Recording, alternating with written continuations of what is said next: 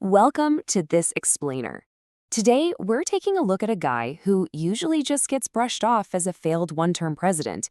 But honestly, we're going to reframe that completely. We're going to dive into the thrilling story of a principled visionary and explore the incredible arc of John Quincy Adams. So let's kick things off with a question that's going to guide our whole journey today. Can a president's greatest legacy actually happen after they leave office? It's a fascinating concept because to truly grasp the dramatic rise, the spectacular fall, and ultimately the redemption of John Quincy Adams, we really have to look way beyond his 4 years in the White House. See, before he even stepped foot in the executive mansion, Adams had an absolutely spectacular, frankly almost unmatched career. We're talking minister to Russia under President Madison, a United States senator who was concurrently holding a chair at Harvard. He was President Monroe's Secretary of State. The Senate even confirmed him to a seat on the Supreme Court, and he turned it down. His ascent to the presidency seemed practically inevitable. But, as we'll see, that very ascent would end up testing the absolute limits of American democracy. Now, the 1824 election was just pure political drama. You had three major frontrunners: Andrew Jackson, John Quincy Adams, and William Crawford. And Jackson actually won the plurality of the popular vote, which definitely surprised a lot of people back then. But here's the catch. No single candidate secured a majority in the Electoral College. And when that happens, the 12th Amendment kicks in, throwing the whole decision over to the House of Representatives to choose from the top three vote-getters. But there is one incredibly powerful man missing from that top three: Henry Clay. Since he finished fourth, he was officially out of the running, but man, did he have enormous political clout. He basically became the ultimate kingmaker here. Clay shared Adams's nationalist vision of a really strong federal government. And since neither of them were exactly fans of the other candidates, Clay used his immense influence in the House to throw his support squarely behind John Quincy Adams. And here's where things blow up.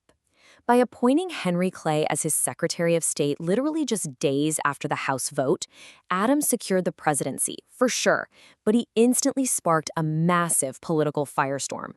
Andrew Jackson was absolutely furious. He and his supporters led this massive public outcry, famously branding the alliance a corrupt bargain. And that phrase, it completely haunted him. That outrage essentially doomed Adams's re-election chances before his term even got off the ground. Even Adams knew it, noting in his diary that probably 2/3 of the people were against the result. Yet, despite all that controversy and not having a popular mandate, Adams came into office with a profound sense of moral and political duty. He went all in on a massive, wildly forward-thinking infrastructure and education agenda. He wanted to mobilize the federal government to build canals connecting the Chesapeake Bay to the Ohio River, construct national roads to bind the regions together, and establish military academies. He even advocated for astronomical observatories and research centers. The whole shebang was designed to transform the country into this enlightened republic.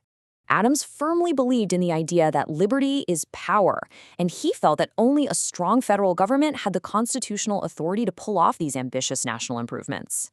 But, well, here's the problem.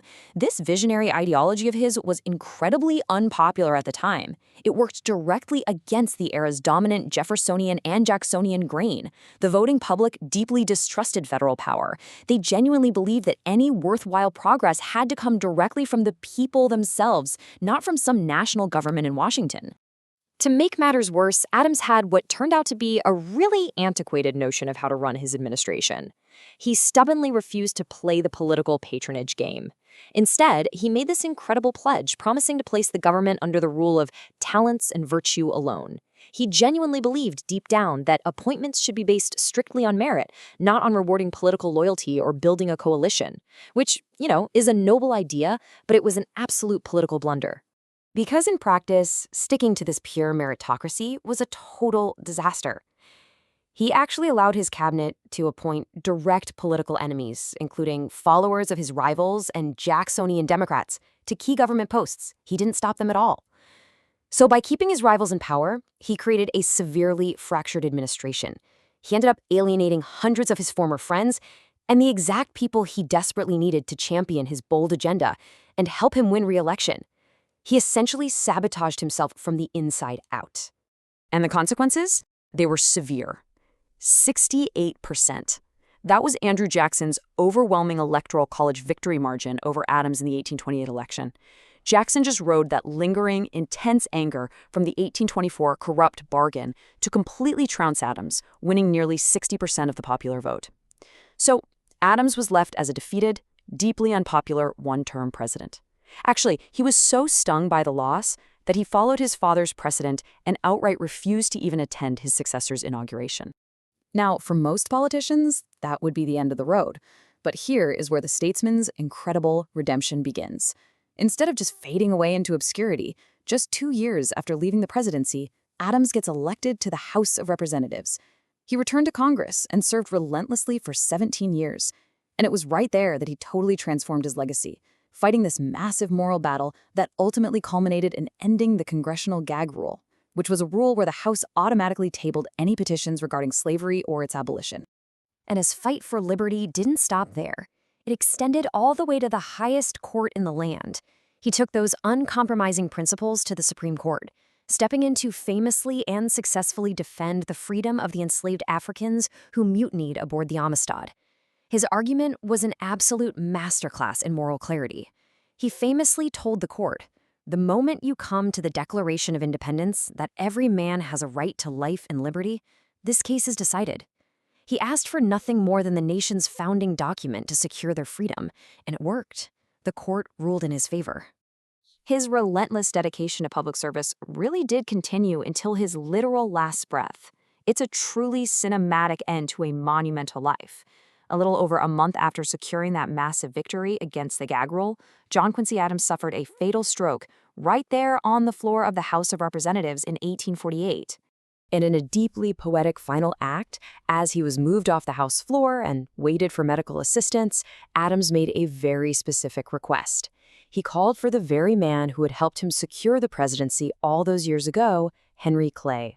The two men spoke privately, and in Adams's final conscious moments, they made their peace, officially putting an end to the era of the corrupt bargain right as his life came to a close. As we wrap up this explainer, I really want you to consider this lasting thought on John Quincy Adams, kind of bringing us back to the question we started with. Is true political greatness defined by the power of the office held or by an uncompromising lifelong commitment to your principles? John Quincy Adams' time in the White House might have been a political failure, completely bogged down by controversy and, frankly, his own stubbornness. But his life? His relentless fight for liberty and knowledge in the decades before and after his presidency, that was an absolute triumph of conviction. Definitely something to keep in mind the next time we measure a leader's true legacy.